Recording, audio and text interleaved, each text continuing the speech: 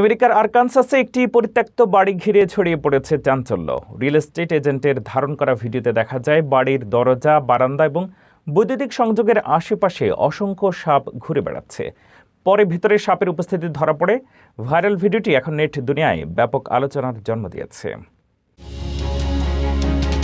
আমেরিকার আরকানসাস অঙ্গরাজ্যের একটি পরিত্যক্ত বাড়িকে ঘিরে সামাজিক যোগাযোগ মাধ্যমে ব্যাপক আলোড়ন সৃষ্টি হয়েছে, কারণ বাড়িটি কার্যত সাপের দখলে চলে গেছে বলে মনে করছেন অনেকেই। সম্প্রতি ভাইরাল হওয়া একটি ভিডিওতে দেখা যায় বাড়ির সামনে, বারান্দায়, এমনকি বৈদ্যুতিক সংযোগের কাছেও একাধিক সাপ ঘুরে বেড়াচ্ছে। ভিডিওটি ধারণ করেন real estate agent Christopher white. তিনি জানান, সম্ভাব্য এক ক্রেতাকে বাড়িটি দেখাতে গিয়ে হঠাৎ করেই অস্বাভাবিক সংখ্যক সাপ দেখতে পান তিনি। তখনই তিনি মোবাইল ফোনে পুরো দৃশ্য ধারণ করেন।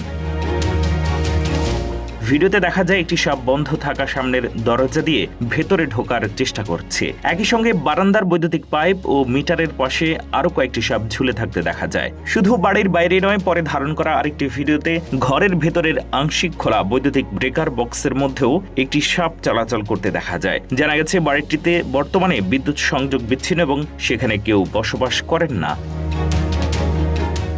বিশেষজ্ঞদের মতে এগুলো ব্ল্যাক র্যাট স্নেক বা কালো ইঁদুর খেকো সাপ, যা বিষধর নয়। এই ধরনের সাপ সাধারণত ইঁদুর এবং অন্যান্য ক্ষতিকর প্রাণী খেয়ে পরিবেশের ভারসাম্য রক্ষায় গুরুত্বপূর্ণ ভূমিকা পালন করে। অনেক কৃষকও এইসব সাপকে উপকারী হিসেবে বিবেচনা করেন।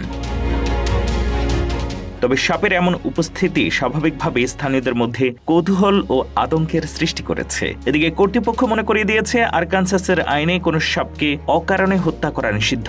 ফলে পরিস্থিতি মোকাবেলায় সচেতনতা এবং বিশেষজ্ঞ সহায়তার উপরই জোর দেওয়া হচ্ছে।